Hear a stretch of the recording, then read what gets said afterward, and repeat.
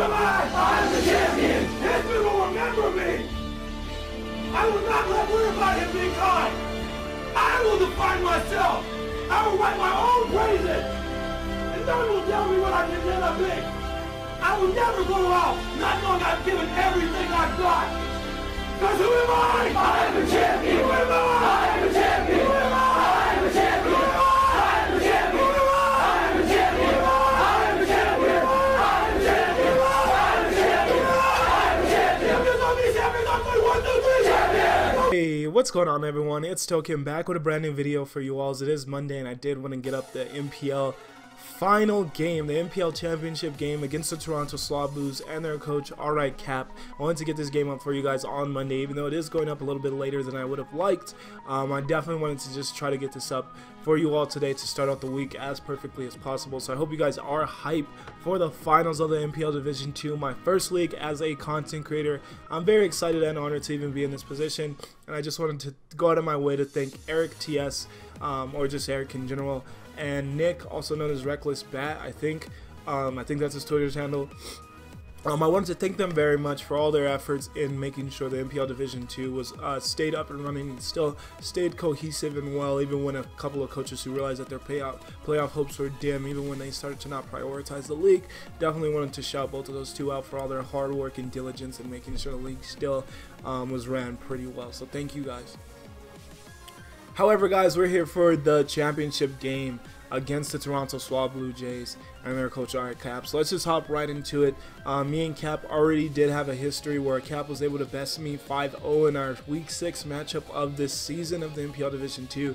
But however, I feel like I brought a quarter of my natural team building effort to that game because we had lots of scheduling issues, and then we just kind of said, alright, let's play the game right now, and I just had to throw some stuff together and ended up being terrible and was far from up to my normal standard for building when it comes to my leagues.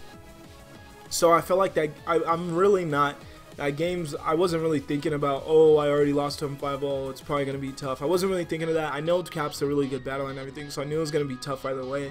I wasn't thinking of the prior game much at all, other than just the insight that I was able to get on how exactly Cap likes to use his team and everything. Other than that, I wasn't thinking anything about the 5-0, as I thought it was a very unnatural team building effort for me and not something that is up to my usual level at all. So kind of a not necessarily a fluke game, because he did win, he did beat me really well, and I did still have some sets that I thought were good for the game, even if they were pretty rushed. So definitely don't want to underestimate Cap, but just not my best effort. So I knew I could bring a much better effort and put up a much better fight in this rematch that just so happened to be in the finals of the entire season, which is funny since I lost only to 2 people and I have to fight one of those 2 people I lost to in the finals. However, no better person to cap off a season against than Cap. I feel perfectly fine losing to him, and I'd feel really honored, well, I'd feel really accomplished to beat him in the final. So, however, let's just hop right into Cap's team, recapping it real quickly. So, Cap's team is going to consist of Magearna, Megalatias, Keldeo, Ditto, Snorlax, Gilsor, Roserade, Rotom, Weavile, Torkoal, and Quillfish. So, looking at his team, I knew the Weavile, Magearna, Megalatias, Gilsor would likely be brought, and that's 5 Pokemon. Weavile, Weavile, Torkoal, Gilsor, Megalatias, Magearna. I felt really confident that those would all be brought. I felt like Weavile put a lot of pressure on my team. Gilsor's my opponent's best line, there's T-switch in. Torkoal did work against my team last time. Megalatias is so good and so bulky, and a Calm Mindset is pretty scary for my team, and Magearna is just an absolute beast, and there's a reason why it was my opponent's first pick. So I thought all those Pokemon would be brought, and I thought it was a toss-up between Keldeo, Ditto, Snorlax, Roserade, and I guess Rotom. Rotom had a few things it could do in this one, but yeah, I thought it was a toss-up between which of those Pokemon would be the 6 Pokemon my opponent brought to this game. So that's what I was pretty much thinking heading into the game. Let's go right into my team builders. I don't want to just drag on for you guys. Looking at the team I decided to bring Tapu Fini, Mineshadow, Dragonite, Scizor, Landorus, and Sneasel to this game. I feel like they offered more than the entire rest of my team to this exact game. Unfortunately, that is going to mean that I didn't use Raichu or Magmotor in a single game this season, which is unfortunate, but I still felt good about making sure to get those typings in my draft, and I still feel like they were the better of some of the latter end draft picks of the draft. So definitely don't regret drafting them, just unfortunate that I didn't bring them to any games. Maybe would have brought him if the last 2 weeks went on forfeits. Anyways though guys, first and foremost we do have Tapu Fini, and what exactly I was thinking with Tapu Fini was that I knew it was it's a really, obviously 130 special defense. I knew it was a really good special wall that I could have in this game for me. So that's why I went with a 252 investment and a calm nature with Tapu Fini to make sure I could take those special hits as best as possible, because my opponent has a lot of threatening special attackers in Keldeo, Mega Latias, Rose Raid, Torkoal, Quillfish, I guess. I think it could be ran either. Just a lot of very threatening, and Magearna, lots of very threatening special attackers. So I want to make sure that Tapu Fini can take those hits as best as possible, considering when you also consider that it doesn't have reliable recovery. With the moveset though, I was thinking Moonblast, Surf, Ice Beam, Nature's Madness. Obviously the first two are stab and just really good damage. Ice Beam for the Gilsor, Nature's Madness for the two fairy resists that my opponent does have their team in, Quillfish and Magearna. So I could still half their health even though they resist my 2 stab. Well, even though Quillfish resists both my 2 stab options, and then Magearna resists my Moonblast, and I will be using Moonblast a decent amount because I felt like, which is the reason why I put a choice specs on Tapu Fini, was because I felt that Tapu Fini put a lot of pressure on my opponent's team in this game, as it forces Weavile to switch out, it forces Keldeo to switch out, it forces Mega Latias to switch out, and those are 3 Pokemon that I felt very, very comfortable. Oh, and it forces, if I get a good switch in on Torkoal, if it doesn't predict and go for Solar Beam, if I can get a good switch in on Torkoal, it forces me to get pretty good damage off on Torkoal with Surf, even in the sun, with the choice specs. So, yeah, I felt like with all the switches that Tapu Fini did force, I felt like it put a lot of pressure on my team to the point where it makes sense for me to go more on the offensive end, so that I can really bank on that pressure and really start to chunk things and wear things down on my opponent's team. So that's why I got 252 investment in special attack, and then just the 4 was dumped in HP with Tapu Fini. So I felt really strong about Tapu Fini's opportunity to do a lot with its choice specs and with the moveset that it has, and thankfully with its access to Nature's Madness, so I can have the Quillfish or the Magearna's health if necessary, if I predict a switch into one of those two. Next we have Minechow, and with Minechow I knew I wanted a Scarf, and I knew that Landorus didn't sound like the, considering that I have Scarf Landorus a lot, I knew it didn't seem like the best Scarfer in this one, considering that if I went for Scarf EQ ever, that's the freest switch into Gilsor every single time. My opponent can get up rocks pretty easily and stuff like that, and I really didn't want rocks on my side of the field, so I thought Scarf Landorus didn't make the most sense, and that is why I went with a Scarf Minechow. And the 36 investment just allows me to outspeed everything, including that Weavile, which is my opponent's fastest Pokemon, with the choice Scarf added onto Minechow. So nice. I like the Regenerator because of the chance that obviously you miss a high jump kick and just U-turning as well. I like the Regenerator a lot, so I decided to keep the Regenerator and not go for Reckless. Then the moveset's just high jump kick, stone edge, knock off, and U-turn. U-turn just to switch out and to get that recovery. Knock off to just knock off some pretty nice items and to hit the Mega Latias pretty hard. Well, decently hard. Obviously it's a Mega, so its stone won't come off, so not too hard, but a little bit. Do a little bit of damage. Stone edge for just obviously Weavile, some other things, but a lot of things that stone edge hits super effectively. Fighting does as well.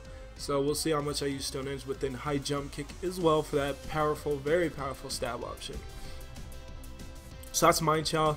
The investment was pretty much, I wanted to be adamant because I knew I could be adamant and still outspeed everything. I went more so on defense because I knew I likely wouldn't be staying in on most of my opponent's special attackers, and I had all these extra EVs, so I just dumped them on HP so I could take hits a little bit better. So that's going to be Minechow, not bad at all. Then we have pretty much my Torkoal counter, which is Dragonite, and last time I brought I think a choice banded Dragonite, and it got burned like right away by a lava plume, which really destroyed its effectiveness. So that forced me into a position where I not only wanted to assault Vest Dragonite so it could take those boosted fire type moves in the sun as well as possible, I also wanted to make it a special attacker so that if I for some reason was burned by a lava plume again or a Will-O-Wisp, whatever Torkoal wants to go for, it wouldn't really matter because then I'd be able to go for Draco Meteor, Fire Blast, Ice Beam, and Thunderbolt. And I felt like that just gave me very, very solid coverage. With the EV spread, I went with 180 and Modest. I did want to hit pretty hard, and this allowed me to get the OHKO on certain Pokemon, or have a chance to OHKO certain Pokemon. So that's another reason why I went with a modest nature. Then we got 52 in speed. This was just to kind of creep, well, not really creep, but just kind of to feel a little bit better about my chances to outspeed Magearna if it's like Assault Vest or something. As long as it's not full speed investment, if it has a decent amount, there's a chance that 52 would allow me to outspeed Magearna. So I just kind of wanted to make sure I was faster than Magearna, so that's why I went with 52. 252 in special defense though, just to take all those special hits as well as possible, on top of the Assault Vest and on top of multi-scale. And then 20 in HP, just because I had some leftover EVs to dump somewhere, as well as the 4 in defense. And yeah, Draco Meteor, Fire Blast, Ice Beam, and Thunderbolt. Thunderbolt for the Quillfish and Keldeo. Ice Beam for Gilsor and Mega Latias. Fire Blast for Fire Blast, boosted Fire Blast from Torko's Sun in case Torko was brought. So I thought that would be nice to get a lot of damage off on some Pokemon, and then definitely for the Magearna switch in case my opponent thought I wasn't running EQ. And then Draco Meteor for the Mega Latias, because why not, and stab option. So then we get here to Scissor, and what I was thinking with Scissor was I definitely wanted hazard removal, because I really didn't want hazards on my end of the field, because I just really wear down my team, and I really need to not be weared down a lot, considering that Fini has no reliable recovery, considering Dragonite has its multi-scale, and considering that Sneasel's very weak to rocks. I really did not want rocks on my side of the field, so that was Scissor's main duty, but as well as staying around with longevity with Roost. Bullet Punch to hit a lot of different things pretty hard, and U-turn for switch initiative, slow U-turn when you consider my opponent's team. So not bad at all. Pretty much what I was saying with the EV spread was that I wanted to be especially bulky. I didn't realize that still wasn't enough investment to not be OHKO'd by a HP Fire from Magearna, and I realized this is my only switch into Magearna. So unfortunately, I didn't think investing anymore would be wise, as I knew that Scissor might be my Weavile switching as well, so I wanted a lot of investment in defense as well as in HP, and then I definitely wanted that attack investment so that Scissor wasn't too passive and just got set up on. So that's pretty much my thought process there. And then just 4 in speed, not necessary, but I do think if we face no speed Magearna, I do think that's the exact same speed stat. Obviously not after Mega Evolution, but before, so I'd rather be faster than that if possible. Then we get on to Landorus Therian, and Landorus Therian's just been the MVP for a long part of my season, and I'm very grateful for everything that Landorus has done for me, because in previous leagues I've been very skeptical of 4 times weakness Pokemon, thinking that they wouldn't be as good, but Garchomp and this Landorus Therian, they're just so good, even with those 4 times ice weaknesses. However, though, this time we're bringing a little bit different of a Landorus there, and definitely very different from the last time I played Cap, as I had a Scarf Landorus that time, and he was able to really capitalize on that. This time, though, we're just going to be running Rock Polish again. This is actually the same set I used against Absolute Destruction in our semifinals match. I literally just replaced the Ground EMZ with a Rock EMZ, just because obviously Ground EMZ, Gilsor being my opponent's best switch-in for Landorus, just doesn't make much sense, so decided to go with the Rock EMZ so I could still do a clean almost 50% to Landorus Therian, to Gilsor, so I thought that was a good idea. And Rock Polish, if I can Rock Polish up on something, I can start to dish out a lot of damage, but I need some chip damage on the Gilsor, and I need chip damage on something else. There's something else I need chip damage on as well. I think the Latias. So it would be hard to sweep a Rock Polish, but I just like the idea of it more than Scarf and Landorus, just outspeed stuff when it could easily be capitalized if I go for the wrong move.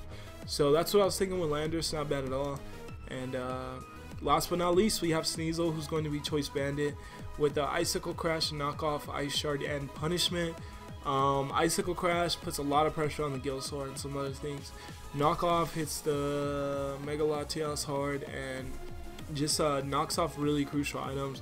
Ice Shard just because why not? I want to be able to pick something off if it's like really dangerous. And then last but not least, we have Punishment, because I was a little afraid of a Calm Mind Latias. I was pretty sure that my knockoff wouldn't kill it, so I just kind of like the idea of Punishment, so that I could maybe, if it got multiple Calm Minds up, I could just go for a Punishment and really make the Mega Latias regret getting so high in its stat boost.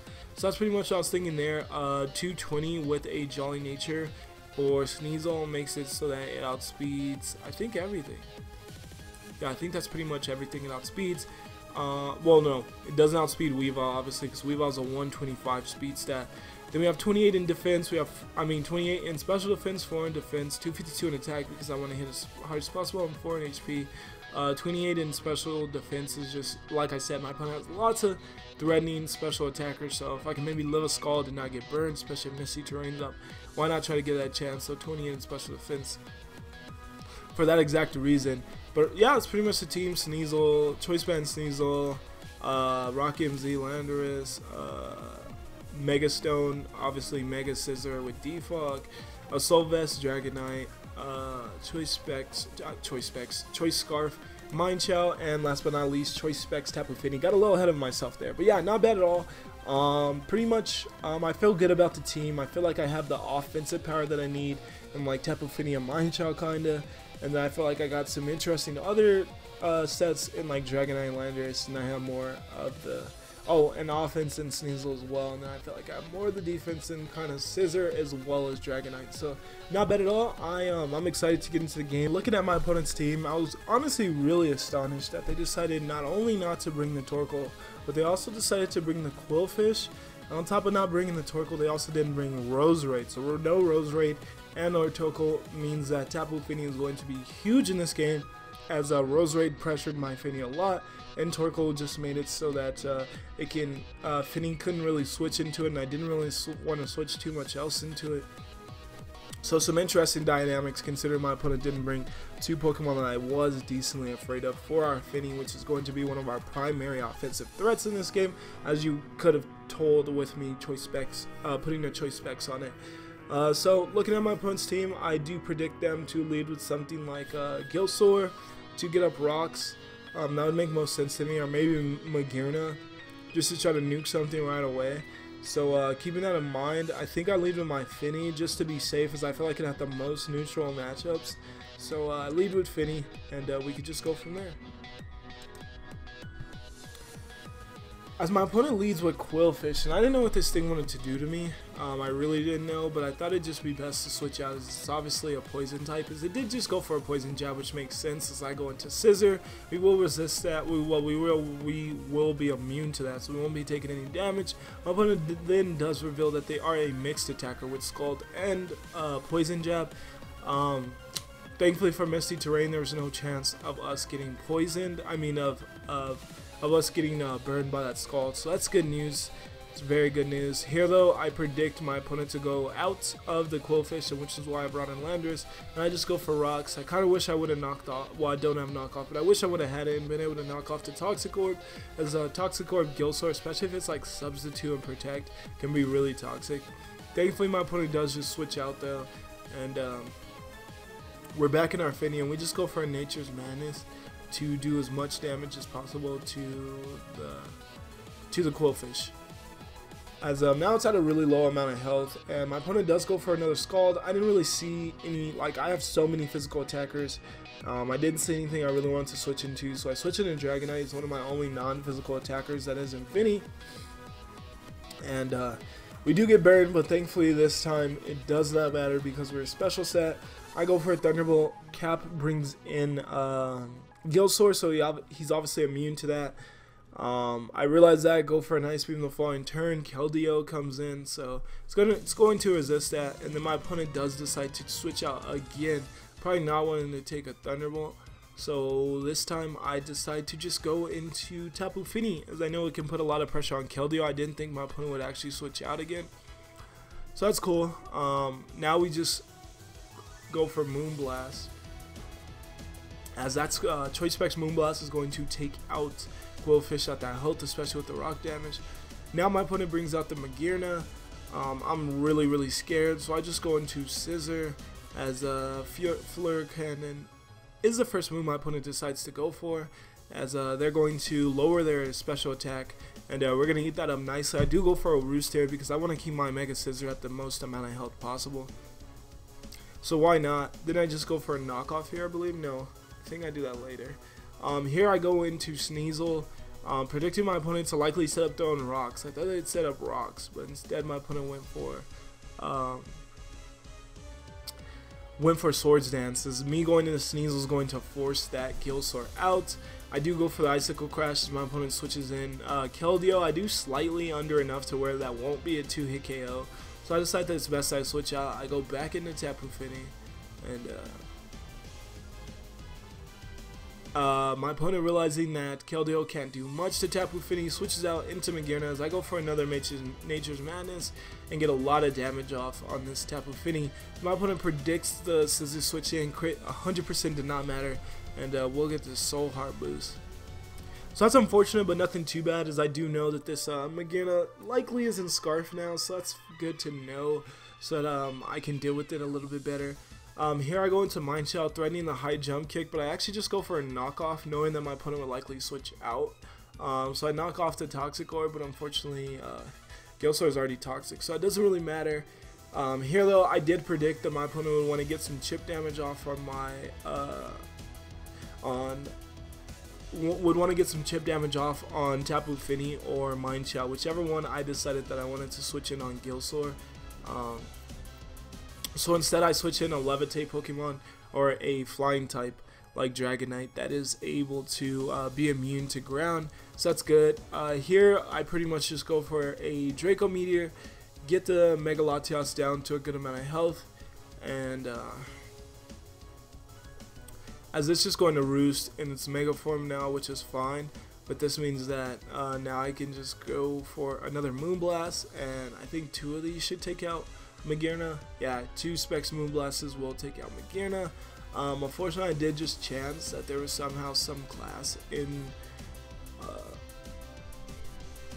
never mind, I have no clue what I'm even saying. I'm a bit tired. Anyways, so let me slow this down. I got sidetracked.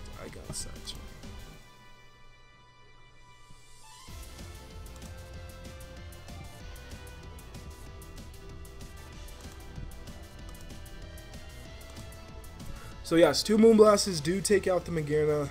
Great to see. Gilsor does come in. Me being locked into Moonblast means that I do kind of want to switch out, and I don't want to take some unnecessary chip damage on Tapu Fini, as I do realize that Fini's kind of my key to victory. With other than Gilsor, my opponents or the rest of my opponent's team all being weak to Moonblast, so you can kind of see why I decided to Specs Fini, as it's already took out the 2 Pokemon that resist its moves. So it's already really wearing down my opponent's team, and I felt like Fini might have not been adequately planned for, as now I did go into Sneasel, and let me slow that down.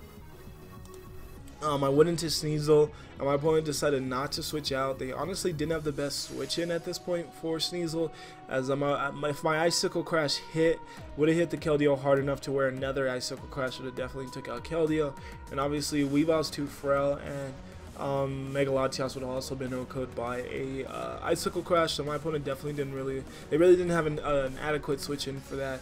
So that's unfortunate for them. The tide's kind of really showing, even though my opponent has been able to knock out Dragonite at this point, and has knocked out the Mega Scissor as well, due to a pretty good prediction, but kind of obvious as well, considering that it was really my only switch into Magearna, which is so great as to why Magearna is no longer here. There's still a lot. I still have the better answers for the rest of my opponent's team than they have for my team, and this Keldeo is already pretty weakened, while the majority of my team's at a decent amount of health other than Mind Shell, but Mind Shell is Regenerator, so I can just switch out and get it even more health back. So I do think that I'm kind of clearly in the lead at this point. My opponent does go into Keldeo though, and one Icicle Crash won't take them out. I could have chanced a flinch here, but I thought that wasn't a wise play, so I just actually switch out. I switch out to Mind Shell, predicting my opponent to actually go for the Sacred Sword, but instead my opponent went for the Hydro Pump, and that made me feel very dumb about not just going into Fini, because I did contemplate just going into Fini for a while, thinking that, oh, I could take a Sacred Sword well, even if it does happen, and if the Water type move comes, and I take that beautifully, but unfortunately I didn't choose to do that. Here though, I don't know what item this Keldeo is still at this point. I'm assuming that I'll outspeed it, so I'm thinking, I could just go for a U-turn and then go into something else and figure out what exactly I want to do. However though, my opponent is not only going to outspeed me, but then they're unfortunately going to miss a Hydro Pump. So I felt really bad for Cap at this point, considering that that would have knocked out my Mind Shell. Now come into effect a little bit later as to why if I would have lost that Mind Shell, that would have been kind of a big deal. Not a crazy deal, but definitely a little bit of a big deal. Is now I'm able to, my opponent switches out into Mega Latias, pretty much sacking it off. I can just spam Moonblast. Here though, I didn't want to take a Z Poison Jab, because I thought my opponent had it, especially since it's the first time this Weavile's touched the field. So I thought it definitely had the Z Poison Jab. However, it's just Poison Jab. My opponent didn't go for the Z Poison Jab, and that definitely wouldn't have taken out our Finny, so I could have stayed in. However, though, I go into Landorus knowing that a poison type move is coming. We take that beautifully, as well as get the -1 on Weavile. My opponent then goes for the Icicle Crash on Landorus. As I switch in my Sneasel, we take that pretty well. Let me slow this down. We take the Icicle Crash pretty well, as we then Icicle Crash my opponent, and then my opponent knocks me off. However, we got Pickpocket, so we steal the Life Orb from them. However, I just had a Mind Lapse here. I don't know what I was thinking at this point. Just a huge Mind Lapse right here. And I, for some reason, thought that my opponent wouldn't go for Ice Shard. And I also, for some reason, thought Ice Shard like wouldn't take out. I don't even know what I was thinking at this point. But I just clicked my move a little too quickly. And I should have definitely just Ice Sharded here, and mine would have been faster, as we saw that I was faster with the Icicle Crash earlier. So I don't know what investment this Weavile has, but my Sneasel's faster than it. So I should have just went for Ice Shard here. I have no clue why I didn't. But this is going to cause me to lose Sneasel. And this is where having Mind Shell just becomes a little like, I still think I win the game, but it just becomes nice for me, considering that Landorus wouldn't have been able to take a an Ice Shard from this, and it would have been slower either way. So it would also Sneasel could also, Weavile could also win for Icicle Crash or something. So obviously having the Mind Shell made that much less tricky, considering that Mind Shell was the only thing that outsped that. My opponent would have then been able to go for that Poison Jab or whatever move. If I didn't have Mind Shell there, it would have been able to go for the Poison Jab on Finny. That wouldn't have taken me out, but it would have put me at a health to where the Keldeo could have revenged me. I do think my opponent would have had to went for Hydro Pump though, because a Scald wouldn't take out, especially with the special defense investment that our Landorus has. A Scald wouldn't have taken out our Finny. However, so my opponent would have had to have went for, so first the Weavile would have Poison Jab Finny. I would have been at a very low amount of health. Keldeo then goes for Hydro Pump, and if it hits, Finny's down, and this Scarf Keldeo outspeeds my Mind Shell.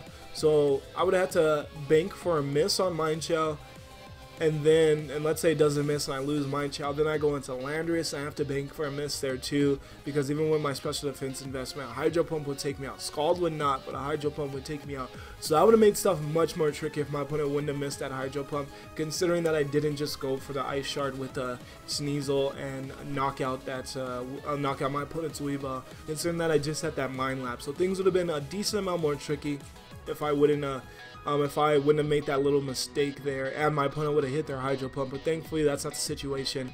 So however, my opponent hits the Hydro Pump, but we're gonna hit that Moonblast, and that is going to be GG.